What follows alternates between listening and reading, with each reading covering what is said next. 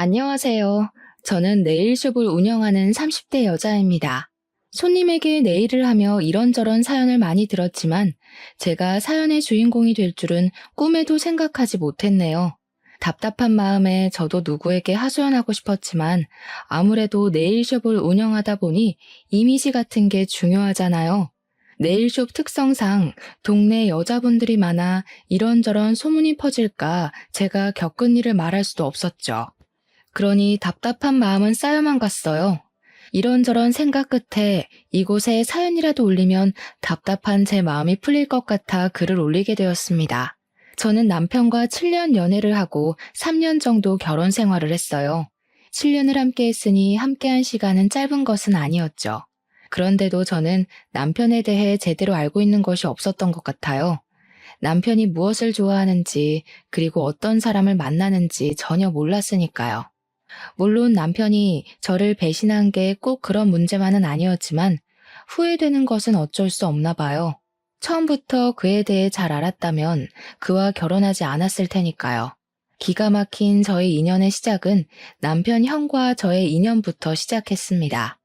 남편의 형은 제 대학과 선배였어요. 후배들을 잘 챙겨주기로 유명했지만 유독 저와 유머 코드가 잘 맞았기에 자주 붙어 다녔습니다. 그러던 어느 날 선배 동생이 저희 캠퍼스로 놀러 오게 되면서 남편과 처음 만나게 되었어요. 선배와 연년생으로 이제 막 군대 제대를 하고 선배 자취방에서 같이 살고 있다고 하더군요. 그는 첫 만남부터 제 얼굴을 뚫어져라 쳐다보았죠. 그러더니 제게 남자친구가 있는지 물어봤어요. 현아 씨, 남자친구 있으세요? 처음 보는 사이에 누가 그런 질문을 하나요?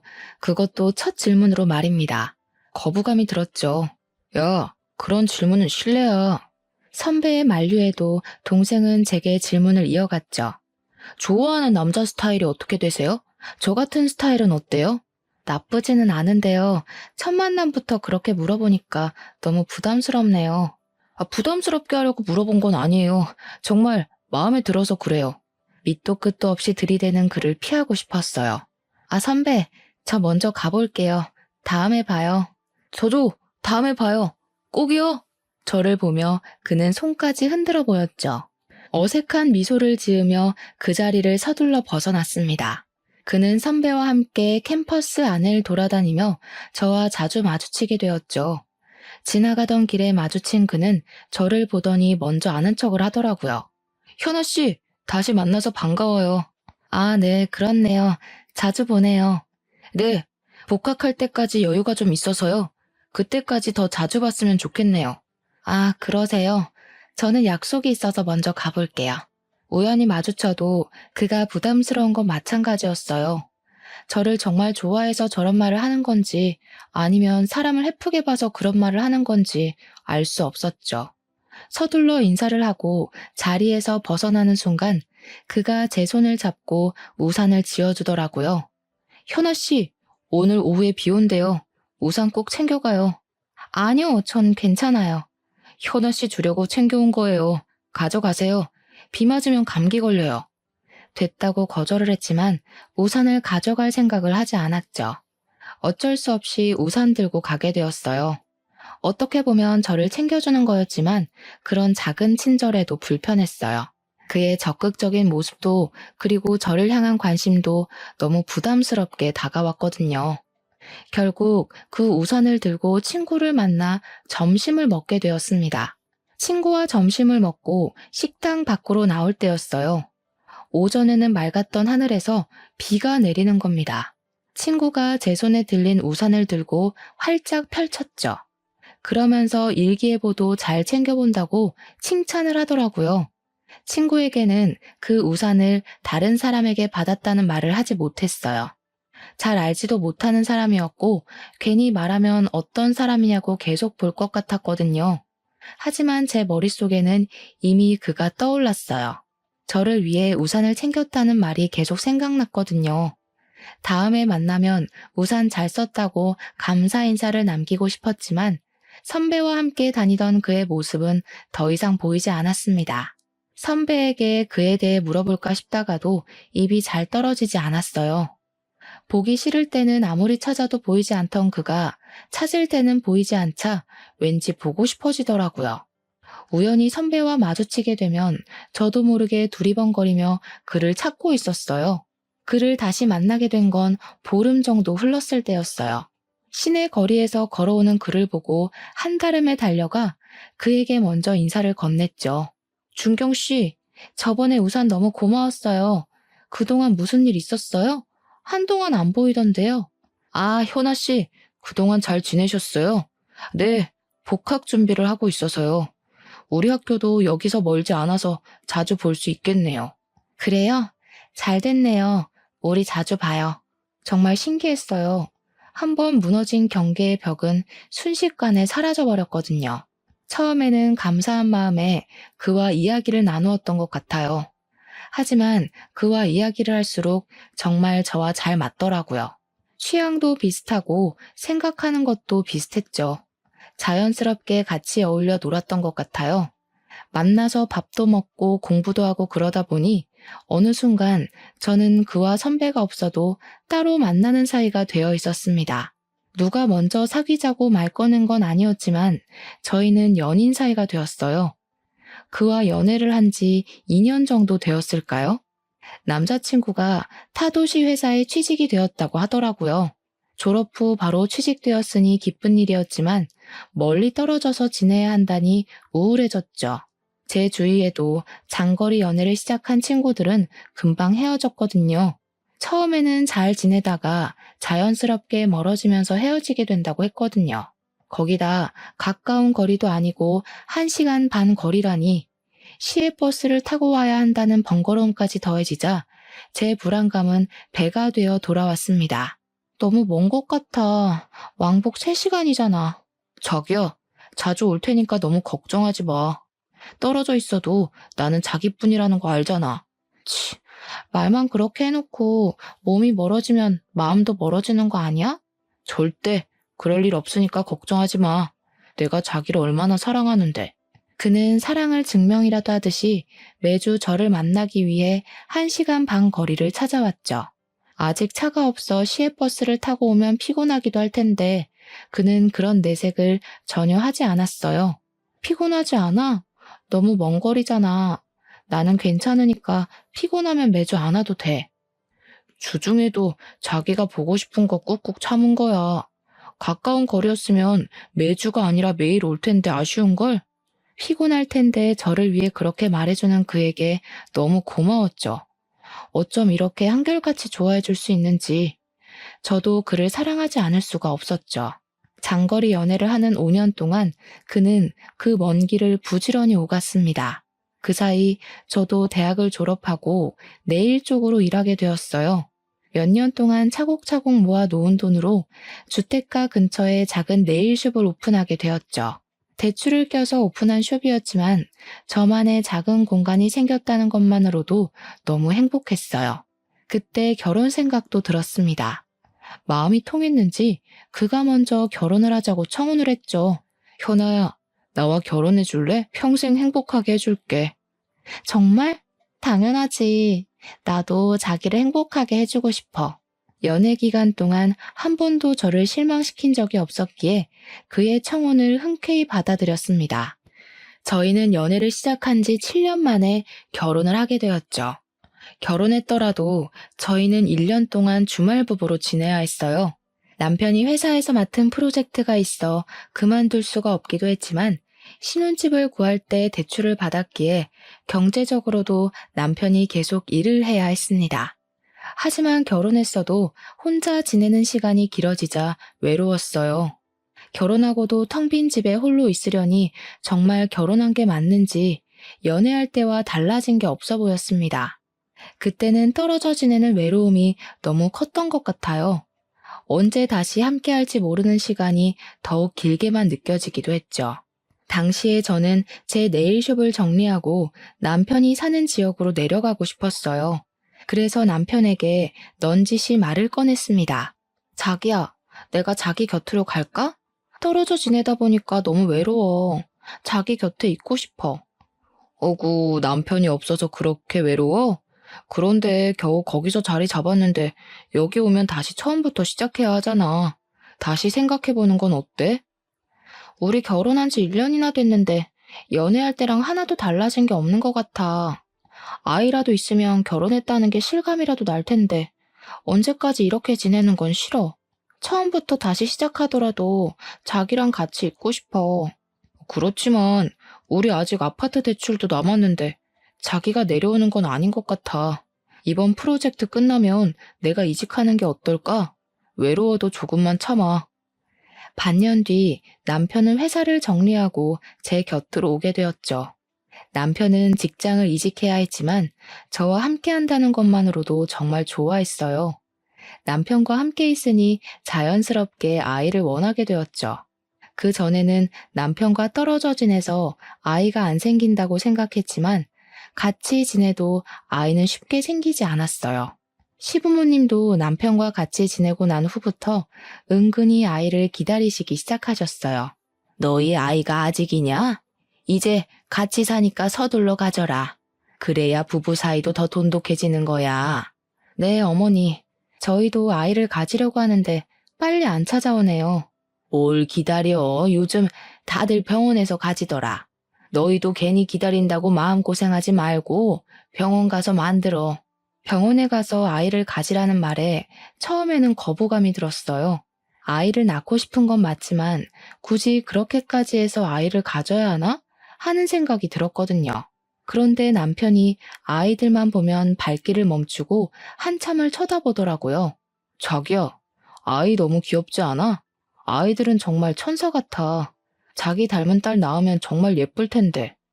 남편이 아이를 좋아하는 건 알고 있었지만 이렇게 자신의 아이를 원하고 있을 줄은 생각하지 못하고 있었죠. 아이를 그렇게 원하니 저도 의술의 도움을 받아서라도 아이를 가져야겠다고 생각했죠. 결국 난임 전문 병원을 찾아가게 되었습니다. 병원에만 가면 바로 생길 줄 알았던 아이는 인공수정 3번으로도 생기지 않았죠. 그때 제게 의사 선생님이 시험관을 해보는 게 어떠냐고 말하더군요.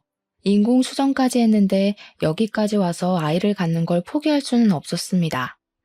저희 부부가 시험관을 시작할 때쯤이었어요. 아주버님이 좋아하는 사람이 생겼다고 말했죠. 대학 내내 여자에게 관심조차 주지 않았던 선배에게 여자가 생겼다니 놀라움에 입을 다물지 못했어요. 나 좋아하는 사람 생겼어. 부모님에게 보여드리기 전에 너희에게 먼저 소개해주려고 하는데 이번 주 토요일쯤 괜찮아? 아주버님의 연애 소식에 가장 좋아한 사람은 바로 남편이었죠. 진짜? 당연히 시간 없어도 만들어야지. 축하해, 형. 무슨 마음 먹고 연애를 시작한 거야? 정말 좋은 사람이야. 너희도 만나보면 정말 마음에 들 거야. 아주버님은 저희 마음에 들 거라고 호언장담했죠. 그래서였을까요? 남편은 토요일이 되기를 학수고대하면서 기다리고 있었죠. 처음 본 아주버님의 여자친구는 참 작고 귀여운 얼굴을 하고 있었어요. 얼굴도 조망만한데 그 얼굴 안에 오밀조밀 이목구비가 들어있는 게 신기할 정도였어요. 성격도 얼마나 서글서글한지 참 좋아 보였어요. 안녕하세요. 처음 뵙네요. 잘 지내봐요, 형님. 제가 형님이라고 말하자 그분은 손을 가리고 웃으며 부끄러워하더라고요. 형님이라니 너무 부끄러워요. 그래도 그렇게 들으니까 기분이 너무 좋네요. 화기애애한 저희 분위기와 다르게 남편은 저녁 식사 내내 얼굴이 잔뜩 굳어 있었죠. 형님이 화장실에 간 사이에 남편은 아주버님에게 헤어지라고 다그치더라고요. 형, 저 여자랑 헤어져. 느낌이 너무 안 좋은 것 같아. 왠지 싸한 게. 헤어지는 게 좋을 것 같아. 너 무슨 말을 그렇게 해. 느낌이 안 좋다니. 그런 사람 아니야. 오늘 처음 만났잖아. 얼마나 좋은 사람인데. 조금 더 겪어보고 헤어지라고 말해. 한 번이라도 잘 지내보려고 노력이라도 해봐. 형이 너무 순진해서 그래. 나중에 후회하지 말고 헤어져. 내 말 듣고 손해볼 거 없다니까. 직설적이고 적극적인 남편과 다르게 아주버님은 정말 차분한 호수 같은 사람이었어요. 아주버님의 다그침에도 남편은 굽힐 줄 몰랐죠. 아주버님도 이번에는 화가 났는지 조금 높아진 음성으로 되받아쳤습니다. 나는 헤어질 생각 없으니까 너도 다시는 헤어지라는 말 꺼내지 마. 남편은 살짝 일그러진 아주버니 얼굴에 입을 다물었어요. 남편은 가끔 제게 형은 참을성이 좋지만 한번 터져버리면 정말 끝장을 볼 생각을 해야 한다고 말하고는 했어요. 그래서 남편은 더 이상 말하지 않았죠. 아주버님의 연애 소식은 시댁의 이슈거리가 되었습니다. 예비 형님이 시부모님께 인사를 하자 무뚝뚝했던 저희 아버님까지 살살 녹이더라고요. 살짝 애교 섞인 목소리를 내면서 아버님께 애교를 부리곤 했죠. 아버님, 정말 잘생긴 것 같아요. 우리 준석 씨가 누구를 닮았나 했더니 아버님을 닮았네요. 물론 어머님도 미인이시지만 아버님 유전자를 조금 더 가진 것 같아요. 형님의 칭찬에 아버님의 입꼬리가 승천하기 시작했죠. 아직 아주버님과 결혼 전이었지만 이미 시댁 식구에게는 큰 며느리로 통하고 있었습니다. 아버님 말끝에 언제나 우리 큰며느리라는 말을 입에 달고 살 정도였죠. 우리 큰며느리 노랗고 동글동글한 과일 좋아한다고 했었나? 아, 망고요? 네, 맞아요. 맞다, 망고. 그래서 내가 사왔지. 작은 애야, 이것 좀 잘라와라. 우리 큰며느리 먹여야겠다. 제가 망고를 썰어오자 아버님이 손수 포크에 찍어 형님 입속으로 넣어주기까지 하는 겁니다. 항상 무뚝뚝했던 아버님의 저런 모습을 볼 줄이야 너무 놀라웠어요. 놀란 건 저뿐만이 아닌 것 같았습니다. 제 옆에 앉아 계신 어머님이 중얼거리기 시작하셨죠. 연병할 노인네, 나한테 저렇게 했어봐. 이미 입안에서 사탕처럼 굴어줬지. 아주 그냥 둘이서 죽이 착착 맞아서 쇼핑하러 다니고 난리가 났다.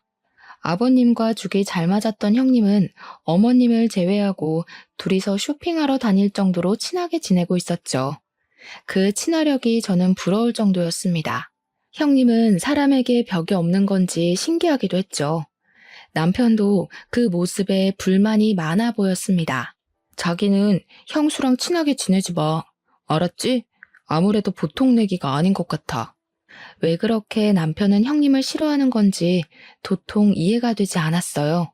시댁 식구들과 잘 지내고 허물없이 지내면 좋은 거 아닌가요? 첫 만남 자리에서부터 형님을 경계하고 멀리하는 남편이 이상해 보일 정도였죠. 저희가 아주버님께 형님을 소개받은 지 3개월 정도가 지났을까요?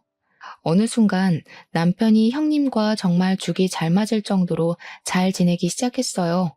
아, 형수, 고향이 광주예요? 저 거기서 오랫동안 살았어요. 전에 다니던 회사가 거기였거든요. 아, 정말요? 우와, 이런 우연이 다 있네요. 꼭 동양 사람 만난 것 같아서 너무 좋네요. 둘은 같이 공유할 것을 찾았는지 한참을 이야기하더라고요. 남편의 달라진 모습을 보고 가장 좋아했던 사람은 바로 아주머님이셨어요. 거봐, 나쁜 사람 아니라고 했잖아. 정말 좋은 사람이야. 미안, 형이 너무 숫기 없는 사람이다 보니까 괜히 걱정돼서 그랬어. 형님과 남편은 한번 말을 트기 시작하자 정말 빠르게 서로 친해지기 시작했어요. 형님은 이곳에 아직 친구가 없다면서 저와 친해지고 싶다고 했죠. 그러면서 자연스럽게 저희 집으로 왕래를 하게 된 것 같아요. 가끔은 형님이 아주버님보다 저희와 같이 있는 걸 좋아한다고 생각할 정도로 집으로 자주 찾아왔어요. 그런데 저보다 남편과 더 장단이 더 맞아 보였습니다. 둘이서 이야기하는데 제가 낄 틈이 없어 보였죠. 그래도 남편이 전처럼 형님을 경계하는 것보다 이게 더 낫다 싶었어요. 이제 곧 한 가족이 될 사이라고 생각했으니까요. 하지만 저를 당황스럽게 하는 건 따로 있었죠. 그걸 뭐라고 표현해야 될까요? 패션에 대한 조언이라고 해야 하는 걸까요? 함께 식사하는 자리에 남편이 제가 골라준 하늘색 남방 셔츠를 입고 나간 적이 있었어요. 파스텔 톤이 아닌 청색에 가까운 셔츠였죠. 형님은 남편이 입은 셔츠를 보더니 옷이 안 어울린다고 하더라고요. 서방님, 그 색 잘 안 받는다. 좀 더 파스텔 톤이 어울리는데. 서방님 피부톤이 조금 어두운 편이잖아요. 더 밝은 색 입어요. 저희 남편 피부 그렇게 어두운 편 아닌데요. 여름이라서 조금 타서 그래요. 서방님은 원래 살짝 어둡지. 형님 말에 당황스러웠어요. 제 남편 피부톤을 제가 더 잘 알지 않겠어요?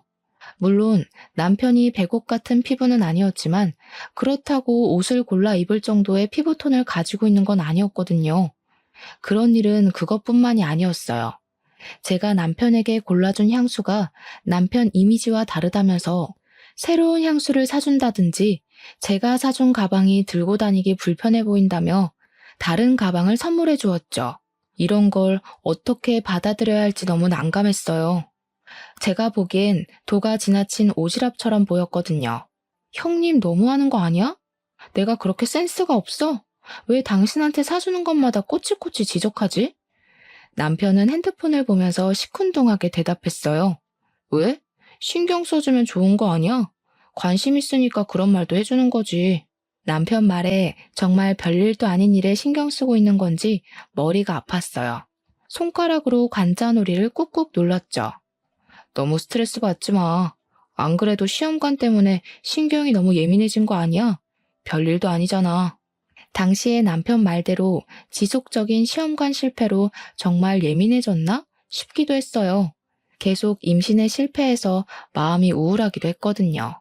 원인이라도 확실하게 있는 난임이면 모를까 둘 다 정상이라는데 아이는 계속 생기지 않았으니까요. 그러다 며칠 후 어머님 생신으로 시댁에 방문하게 되었을 때 일이었어요.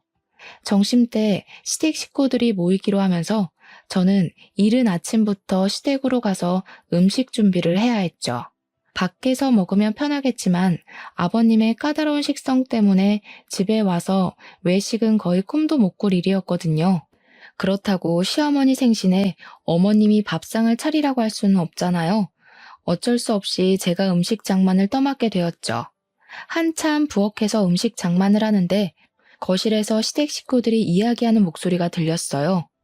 어머님, 아버님, 저희 아기 가졌어요. 아이고, 우리 큰며느리 시집 오기 전부터 이렇게 예쁜 집만 골라 할까. 형님과 아주버님이 혼전 임신을 했다고 시댁 식구들 앞에서 말하고 있었죠. 아버님은 기다리던 손주를 보게 되었다며 너무 좋아하셨어요. 형수, 축하해요. 혼수 준비를 제대로 하셨는데요? 너무 부럽다. 우리도 빨리 아이 가져야 하는데. 남편이 입가 가득 미소를 지으면서 축하 인사를 건넸죠. 그런 남편 모습을 보고 있으려니 괜히 미안해지더라고요. 남편이 아이를 얼마나 기다리고 있었는지 알고 있으니까요. 두 분은 만난 지 몇 개월 만에 생긴 아이가 왜 우리에게는 이렇게도 더디게 찾아오는 건지 서운하기까지 했죠.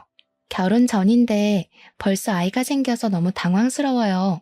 이 사람 배가 더 불러오기 전에 결혼식을 올려야 할 것 같아요. 형님과 아주버님은 결혼을 서두르겠다고 했죠. 그때 아버님이 자리에서 벌떡 일어나시면서 손을 내저었어요. 결혼을 서두르다니? 지금부터 결혼 준비한다고 해도 빠듯할 텐데. 배불러서 결혼식 올릴 테야? 아이 낳고 차분히 해라. 그래도 결혼식부터 하는 게 낫지 않을까요? 아이 낳고 하면. 그래 자기야. 아버님 말씀 듣자. 어른 말 들어서 손해볼 거 없어. 거 봐라. 너보다 우리 며느리가 더 똑똑하다. 기특하기도 하지. 형님을 바라보는 아버님 눈에서 꿀이 뚝뚝 떨어지고 있었죠. 그때 형님이 저와 눈이 마주치자 자리에서 벌떡 일어났어요. 어머, 이제 보니 동서 혼자 음식을 준비를 다 했구나. 내가 도와줄게. 그때 아버님이 형님 손을 와락 잡으며 다시 자리에 앉혔습니다. 아이고, 임신한 애가 무슨 부엌일이야. 너는 가만히 자리에 앉아 있어라. 오늘은 작은 애가 다 할 거야. 아버님 말에 멋쩍은 미소만 나왔죠. 시댁 식구들은 축제 한가운데 앉아 있는데 저 혼자 외딴 섬 같은 느낌이 들었어요. 그때 아주버님이 일어나서 부엌으로 왔죠. 재수씨, 제가 도와드릴게요. 혼자 음식 장만하느라 힘들었죠? 그때는 너무 감사하더라고요. 서운하고 울적했던 마음이 한꺼풀 가셨어요. 지금 생각해보니 시댁에서 항상 저를 도와주었던 사람은 제 남편이 아니라 아주버님이셨어요. 어머님이나 아버님이 제게 심부름을 시키면 먼저 나서서 하곤 했죠. 가끔은 무신경한 남편보다 아주버님이 제 시댁 생활의 버팀목 같았어요. 아주버님은 항상 제게 아주버님이기 전에 선배니까 어려운 게 있으면 마음 편히 부탁하라고 하시곤 했어요. 그런 말을 해줄 때면 정말 든든했죠. 형님이 임신하면서 저도 임신에 대해 조급함이 더 생기게 되었어요. 이미 인공수정을 3번이나 실패하고 시험관을 2번이나 실패한 상태였으니까요. 돈은 돈대로, 몸은 몸대로 많이 지쳐가고 있었죠. 제가 힘들어하는 게 남편 눈에도 보였는지 병원 다닐 때 버스 타지 말고 차를 가져가라고 하더라고요. 제가 사는 지역에는 난임 병원이 없었기에 시외버스를 타고 타 도시로 가야 했거든요. 자기야, 이번에 병원 갈 때 버스 타지 말고 내 차 가져가. 나는 버스로 출퇴근할게. 남편이 차를 운전해서 가라고 했지만 처음에는 고민이 되었어요. 이미 운전을 안 한 지 5년이 되어 갔거든요. 네일숍이 집에서 가까운 거리라서 차에 대한 필요성을 느끼지 못하겠더라고요. 제가 타고 다니던 차는 결혼하면서 엄마에게 드렸죠. 시외 운전이 오랜만인데 괜찮을까? 그래도 시외버스 타고 또 시내버스 갈아타는 것보다 운전해서 가는 게 낫지 않겠어? 몇 번 하다 보면 감이 살아나겠지. 남편 말도 일리가 있었죠. 버스를 기다리고 갈아타는 시간도 무시 못했어요. 저는 남편에게 알겠다고 말했죠. 남편 차를 운전해서 병원으로 출발했습니다. 버스를 타고 몇십 번이나 오가던 길인데도 막상 제가 운전해서 가려니 처음 가는 길 같았어요. 잔뜩 긴장한 채 핸들을 부여잡고 운전하기 시작했죠. 앞차를 노려보며 안전거리를 지키자, 신호를 지키자 세뇌하듯이 읊조리기까지 했어요. 그런데 운전이라는 게 저만 잘한다고 되는 게 아니더라고요. 옆에서 끼어드는 차를 보지 못하고 직진하다가 접촉사고를 내고 말았습니다. 순간 눈앞이 깜깜해지면서 머리가 새하얗게 변해버렸죠. 차에서 내려 상대편 차주와 대화하고 블랙박스를 확인하기로 했어요. 사고가 어떻게 나게 된 건지도 기억이 안 나더라고요. 어찌나 놀랬는지 블랙박스 동영상을 돌려보려는 손가락이 덜덜 떨려서 멈추지 않는 거예요. 결국 사고 장면의 영상이 아닌 다른 영상을 누르고 말았습니다. 다시 끄려고 했지만 남편 차가 낯선 곳에 서 있더라고요. 차는 한적한 강변에 세워져 있었고 익숙한 목소리가 녹음되어 있었죠. 진짜 와이프랑 안 헤어질 거야? 안 헤어진다니까. 도대체 왜 우리 형을 꼬신 거야? 너나 우리 형이랑 헤어져. 그건 남편과 형님의 목소리였어요. 처음에는 두 사람이 무슨 말을 하고 있는지 도통 이해가 되지 않았죠. 서로 누구와 헤어지라고 하는 건지 영상을 꺼야 한다는 걸 알았지만 몸이 움직이지 않았어요. 그럼 너도 와이프랑 헤어져. 나랑 더 잘 맞는다며? 왜 그 여자랑 결혼한 거야? 네가 아무리 그래도 난 아내랑 이혼 안 해. 우리 형 사랑하긴 하니? 아이는 어떻게 할 거야? 형 아이 맞긴 한 거지? 무슨 소리야. 내가 사랑하는 것도 당연히 아이 아빠도 너지. 뭐 이런 불륜관계도 짜릿하잖아. 그렇지? 정말 너 때문에 못 살겠다. 그래서 내가 너를 계속 만나나 봐. 녹음 파일을 듣고 놀라서 팔딱였던 심장이 멈춰버린 것 같았어요. 온 세상이 암흑처럼 느껴지더라고요. 차창을 두드리며 상대편 차주가 어떻게 처리할 거냐고 물어보았지만 저는 입이 덜덜 떨려서 아무 말 할 수가 없었죠. 그 후 상대편 차주와 제가 접촉사고를 어떻게 처리했는지조차 기억나지 않더라고요. 그만큼 남편의 외도는 정신적으로 엄청난 충격을 주었습니다. 블랙박스에 녹화된 파일을 더 열어보아야 하나? 아니면 보지 말아야 하나? 고민이 되었어요. 저는 다시 판도라의 상자를 열고 말았습니다. 그 뒤 영상이 제 오해를 풀어주길 바랬거든요. 이렇게 나랑 자주 만나도 돼? 형이 의심하지 않아? 몰래 나왔지.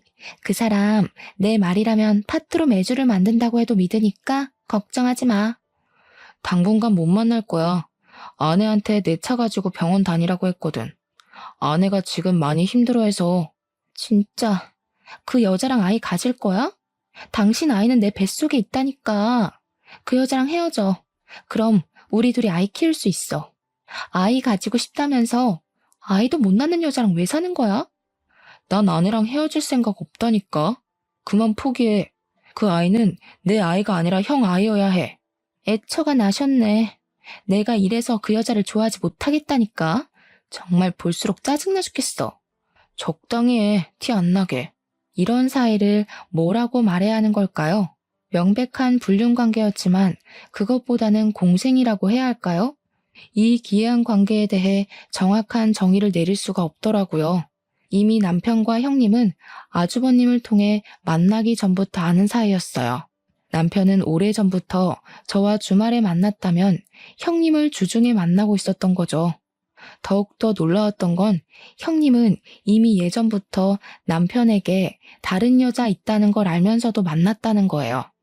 남편이 직장을 그만두고 제 곁으로 오자 남편을 따라 이사를 하고 남편에게 접근하기 위해 아주버님을 이용했다는 거였습니다. 이런 걸 사랑이라 말해야 하는 건가요? 집착이라고 해야 하는 걸까요? 그리고 남편은 결국 형의 여자라는 것을 알면서 다시 형님과 만난 거죠. 문득 정신을 차리고 보니 아주버님 회사 앞이더라고요. 저도 모르게 지금 이 순간 가장 먼저 떠오른 사람이 아주버님이었어요. 같은 피해자로서 그리고 가장 효과적으로 두 사람에게 복수할 수 있는 사람이니까요. 아주버님, 저 지금 회사 앞인데 저랑 잠시 차 한잔 마실 시간 있을까요? 제 말에 아주버님은 회사 앞 카페로 한달음에 달려왔죠. 얼굴이 안 좋아 보여요. 무슨 일인데 둘이 해결해야 한다는 거예요? 아주버님 질문에 아무 대답하지 않고 핸드폰으로 옮긴 블랙박스 파일을 보여주었습니다. 처음에는 살짝 미소가 섞여 있던 얼굴은 순식간에 딱딱하게 굳어가고 있었죠. 아무 말 없이 이런 내용을 보여드려서 너무 죄송해요. 하지만 저도 이 상황을 어떻게 설명해야 할지 모르겠더라고요. 제 핸드폰을 들고 있는 아주버님의 손이 달달 떨리고 있었습니다. 아주버님은 제게 핸드폰을 건네준 뒤 남편에게 전화를 걸었죠. 야, 너 어디야? 거기서 기다려. 금방 갈 테니까. 그리고 의자를 박차고 밖으로 뛰어나가시더라고요. 저는 놀라서 아주버님을 뒤쫓아 나갔습니다. 10년 넘게 아주버님을 봐왔지만 화를 내는 모습은 처음 보는 모습이었죠. 아주버님을 쫓아간 곳은 저희가 있는 곳에서 멀지 않은 공원이었습니다. 그곳에는 남편과 형님이 같이 있었죠. 아주버님은 남편을 향해 달려가더니 다짜고짜 주먹을 날렸습니다. 놀란 형님이 두 사람 사이를 막아섰어요. 도대체 왜 싸우는 거예요? 이러지 마세요. 그래, 맞을 땐 맞더라도 이유는 알고 맞자. 너희 둘 언제부터 만났던 거야? 형님과 남편은 아주버님 말에 두 눈을 동그랗게 뜨며 그게 무슨 말이냐고 되물었죠. 그게 무슨 말이에요? 혹시 지금 같이 있어서 오해했나 본데요. 다음 달 당신 생일 선물 골라주라고 부탁했어요. 도대체 왜 그래? 형, 오해가 있으면 말로 풀어. 괜히 주먹부터 들이대지 말고. 아주버님은 두 사람과 말이 통하지 않는다는 것을 깨달았는지 제 핸드폰을 들고 블랙박스 녹음 파일을 틀었습니다. 녹음된 둘의 목소리를 듣고 남편의 얼굴이 새파래졌죠. 형, 자기야, 아니야, 오해라고. 내가 다 설명할 수 있어. 내 말 들어봐. 오해? 무슨 오해? 그 블랙박스 녹음을 듣고서도 오해라고 말하는 거야? 다 설명할 수 있다니까. 정말이야. 너는 이 상황까지 됐는데도 와이프 안에 변명할 셈이야? 그냥 사실대로 말해. 우리 만나고 있다고 당당하게 말하라고. 조용히 해.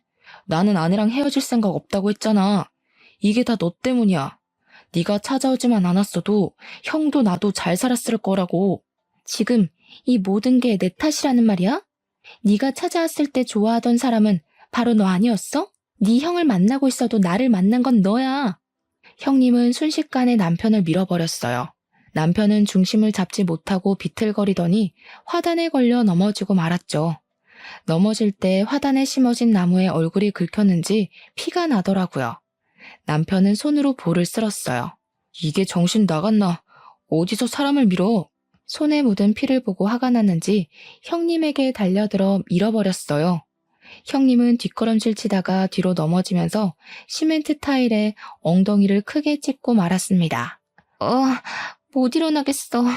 못 일어나겠다고. 아파. 엉덩이가 아프다고.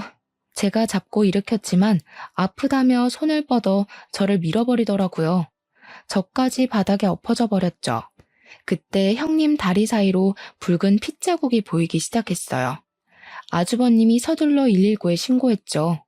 병원으로 이송된 뒤 의사는 형님에게 골반 골절 진단과 함께 양수가 터졌다고 말했어요. 골반이 골절되셨어요. 당분간 누워 지내셔야 합니다. 그것보다 지금 임신 5개월이라고 하셨는데 조기 양막 파열로 파수가 일어났어요. 초음파 결과 남은 양수가 거의 없어요. 그럼 어떻게 되는 거예요? 지금 아이 심장은 뛰고 있는데 양수가 없어서 생존하기 힘들어요. 출산하신다고 해도 아이가 너무 어려서 생존 확률이 거의 없어요. 유도 분만을 하실 건지 제왕절개를 하실 건지 정하셔야 합니다. 그럼 아이를 죽여야 한다는 거예요? 이런 말 드리게 돼서 죄송합니다. 인큐베이터에 들어가기에도 너무 어린 아이라서요. 아이 심장은 아직 뛰고 있었지만 양수가 적어 아이가 살 수 없다고 하더군요. 안타까운 상황에 형님은 한없이 눈물만 흘렸습니다. 이런 결과를 원한 게 아니었는데 아이가 잘못되니 죄책감이 밀려 들어오더라고요. 그런 상황에서도 남편은 변명하기 바빴죠. 자기야, 정말 오해야. 나 형수랑 아무 관계도 아니야. 아니, 전에 몇 번 만난 건 맞는데 클럽에서 만났거든? 정말 오해하지 마. 사랑 그런 거 아니었어. 자기랑 멀리 있다 보니까 외로워서 몇 번 만났는데 거머리처럼 달라붙더라고. 심지어 나를 따라서 여기까지 쫓아왔잖아. 아이가 죽었는데 자기 변명을 하기 바쁜 남편 모습에 정남이가 뚝 떨어지더라고요. 지금 당신 아이가 죽었는데 그런 말이 나와? 누가 내 아이라는 거야? 아니라니까. 형 아이를 자꾸 내 아이라고 우기는 거야. 전에 내가 만났던 여자라고 형한테 말할 수도 없고. 내가 어떻게 하겠어. 더는 남편과 말도 섞기 싫어졌죠. 이미 상황이 이렇게 됐으니까 우리 이혼하자. 나는 이제 당신에 대한 신뢰도 믿음도 잃어버렸어. 난 당신하고 이혼할 생각 전혀 없어. 남자들 바람 피우는 거 한순간이야. 결국 조강지처한테 돌아온다는 말도 못 들어봤어. 결국 바람 피운 거 인정하는 거지? 당신이 이혼 못하겠다면 소송할 거야. 나는 더 이상 당신이랑 더러워서 못 살겠어. 바람 피운 것도 모자라서 이 핑계 저 핑계만 대는 모습이 정말 정남이 떨어진다. 남편도 화가 났는지 저를 향해 소리를 버럭 지르더군요. 뭐? 더러워? 정남이 떨어져? 이혼 소송? 그래, 하려면 해봐. 누가 이기나 보자고. 저희 부부는 재산 분할에 합의를 보지 못하고 결국은 이혼 소송까지 가게 되었습니다. 저는 남편 불륜으로 이혼하게 되었으니 위자료와 정신적 피해 보상을 요구했고 남편은 제가 이혼하기 위해 본인에게 불리한 증언을 내세운다고 우기고 있었죠. 법원에서 다시 만난 남편은 정말 당당해 보였어요. 워낙 남편의 귀책 사연은 뚜렷했고 증거도 있었으니 제가 승소할 거라고 믿어 의심하지 않았지만 남편 생각은 달라 보였습니다. 그 블랙박스 영상 증거로 사용 못해. 뉴스도 안 봤어? 불법 녹음은 증거 능력이 되지 못한다고. 결국 내가 바람 피웠다는 증거가 되지 못한다는 거지. 그래? 두고 보자. 당신이 나를 속이고 형님을 사람을 만나온 게 1, 2년이 아닌데 증거가 그것밖에 없겠어? 찾아보면 더 나오겠지. 그래, 할 수 있으면 해봐. 법이 그렇게 호락호락한 것 같아? 왜 그렇게 당당할까 했더니 블랙박스 파일이 증거로 채택되지 않을 거라고 확신하고 있었죠. 하지만 치열한 공방 속에 법원은 제 손을 들어주었습니다. 통신비밀보호법에 블랙박스 녹음은 해당하지 않는다는 이유였어요. 제가 강제로 설치한 게 아니었고 남편이 설치한 블랙박스에 우연한 사고로 제가 듣게 된 것이었으니까요. 저는 남편에게 위자료와 정신적 피해 보상을 받고 이혼하게 되었습니다.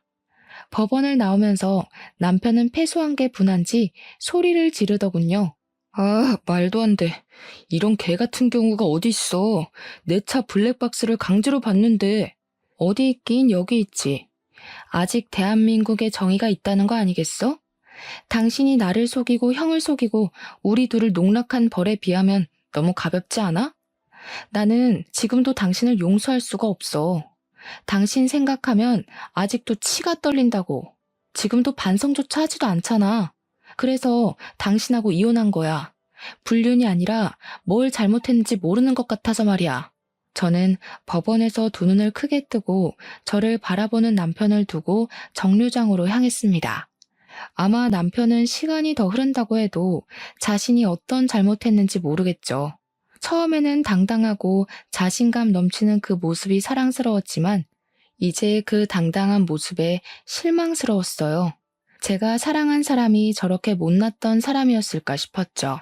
그때 익숙한 차 한 대가 제 앞에 멈췄습니다.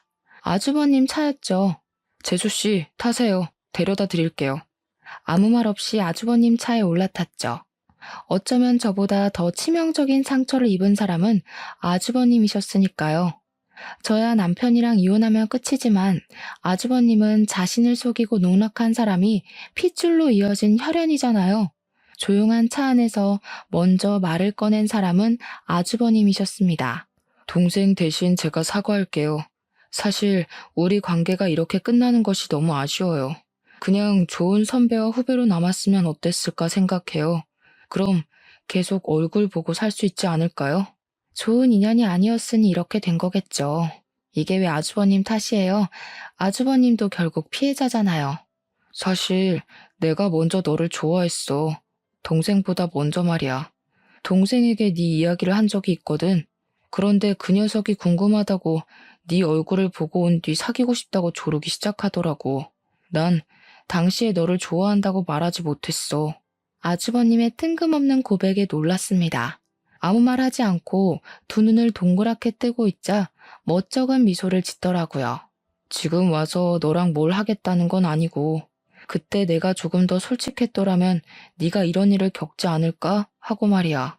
한 번도 아니고 두 번이나 내가 좋아하는 사람을 가로채가니까 당시에는 화가 너무 났었어. 그런 모습 보여줘서 미안해. 그런 일을 겪고 화를 안 내는 게 비정상이죠. 약혼녀가 동생이랑 만나고 있는데 어떤 사람이 제정신이겠어요? 그러게. 지금 생각하면 무슨 매력에 끌렸나 싶긴 한데 아무튼 당연한 거지만 그 사람이랑은 헤어졌어. 그 사람도 이제 준경이한테 오만정이 떨어졌는지 고향으로 돌아가겠다고 하더라고. 뭐 태어나면 돌아가겠지. 짧은 대화였지만 아주버님의 대화를 듣고 많은 생각이 들었죠. 도대체 무엇을 얻기 위해 형님은 이곳까지 온 걸까요? 결국 모든 것을 다 잃었을 뿐인데 말이죠. 그 후 아주버님은 꾸준히 제 네일숍에 찾아왔어요. 처음에는 손님으로 왔다면서 투박하고 커다란 손을 제 앞에 내밀었어요. 손톱 하나하나를 잘라내고 다듬는 동안 제게 말 한마디도 걸지 않더라고요. 그러다가 다음에 또 오겠다는 말만 남기고 가버리는 겁니다. 그리고 며칠 뒤에 또 그 자리에 앉아서 아직 다 자라지도 않은 짧은 손톱을 내밀었어요. 아직 자라려면 한참 남았어요. 2주 정도는 더 있다 오셔야 할 것 같네요. 손톱은 나도 집에서 깎을 수 있어. 그냥 너랑 마주보고 있을 시간이 필요했을 뿐이야. 왜요? 위로가 필요해 보여요? 이혼해서 불쌍해 보여요? 아니, 내가 위로가 필요해서. 밥 한번 같이 먹어줘라. 선배가 부탁할게. 이제 아주버님이 아니라 선배로 남고 싶어서 하는 것 같았죠. 하지만 이미 10년 넘게 선배가 아닌 남자친구의 형, 그리고 아주버님으로 지냈던 사이가 그렇게 쉽게 바뀔 수 있나요? 그래도 저는 후배로서 같이 밥을 먹기 시작했던 것 같아요. 일주일에 한 번, 그러다가 두 번 저를 찾아와 밥 먹자, 차 마시자, 심심하니 영화 보자, 별별 요구를 하기 시작했습니다. 처음에는 제 옆에서 저를 지켜보고 챙겨줬던 건 아주버님이란 걸 알았기에 보답으로 거절하지 못했어요. 하지만 한 번, 두 번 밥 먹고 차를 마시다 보니 어느새 제 옆에는 아주버님이 있다는 것이 익숙해지고 있었어요. 연인인 듯 연인이 아닌 그 관계를 6개월 정도 유지할 때였습니다. 뜬금없이 시댁 식구들이 어떻게 지내고 있는지 궁금해졌죠. 이런 질문 뜬금없는데 시댁 식구들은 어떻게 지내요? 제 말에 아주버님은 난감한 표정을 지었습니다. 그게 다들 잘 지내지 못해. 동생이 그 사람이 떠나기 전에 붙잡았거든. 아주버님 말에 실소가 터지고 말았습니다. 결국 전 남편은 자기 곁에 남아있을 사람은 형님뿐이라고 생각하고 붙잡았던 거죠. 둘은 혼인신고만 하고 살림을 차렸어. 그런데 동생이 출장 갔다가 일찍 돌아왔는데 안방 침대에 아버지와 그 사람이 누워있는 걸 발견했나 봐. 네? 뭐라고요? 누구랑 누구요? 바로 옆에서 이야기를 듣고 있었지만 제 두 귀를 의심할 수밖에 없었습니다. 너무 황당하고 있을 수 없는 일이잖아요. 그게 그 사람이 나를 만나고 있으면서 아버지랑도 그런 사이였나 봐. 우리 집 남자들을 다 만나고 있었던 거지. 어머니도 이 사실을 알고 놀라셔서 쓰러지실 정도였어. 동생은 결국 그 여자 상대로 이혼 소송 중이고 어머니도 아버지 상대로 이혼 소송 중이셔. 거기다가 어머니는 그 여자 상대로 정신적 피해 보상을 신청하셨어. 지금은 내 집에서 지내시고 계셔. 시댁은 말 그대로 콩가루 집안이 되어버렸죠. 아주버님도 제가 이혼할 때 시댁과 인연을 끊다시피 했고 어머님하고만 가끔 연락하고 있었다네요. 그러다가 최근에 모든 사실을 알게 되었대요. 그 말을 듣고 지난 10년이 너무 허무해지더라고요. 사랑해서 한 결혼이었지만 내가 사랑했던 사람은 나를 사랑했던 적은 있을까 하는 생각이 들었거든요. 아마 진정한 사랑은 없었겠죠. 그동안 내일하면서 손님 남편이 바람을 피웠다는 이야기를 들을 때 정말 영혼 없이 위로했던 것 같아요. 어떤 위로로도 이 기분은 설명하지 못하겠더라고요. 특히 남편이 다른 사람이 아닌 형님을, 거기다 그 형님이 시아버지와도 불륜을 저지른 걸 어떤 말로도 표현할 수가 없었죠. 지금 생각해도 형님의 진정한 목적이 무엇인지 모르겠어요. 남편을 사랑해서 이곳까지 찾아왔다고 하기에는 설명이 안 되잖아요. 이런저런 일을 겪어보니 앞으로 다시는 결혼하지 않고 혼자 지내고 싶은 마음이 크게 들었어요. 저를 진정으로 사랑해줄 수 있는 사람은 역시 저밖에 없다는 생각이 들거든요. 그래서 혹시나 저를 기다릴까봐 아주버님에게도 이런 제 마음을 전하게 되었죠. 이제 결혼 같은 거 하고 싶지 않아요. 너무 힘들고 지치는 일인 것 같아요. 나 자신을 갉아먹는 것 같고 결혼 생활보다 지금이 훨씬 더 좋은 것 같아요. 나는 지금으로 만족해. 그냥 서로 얼굴 보고 밥 먹고 차 마시고. 이런 생활 그전에는 꿈도 못 꿨잖아. 나도 지금이 전보다 더 행복해. 아주버님의 그 한마디가 참 많은 생각이 들게 하더라고요.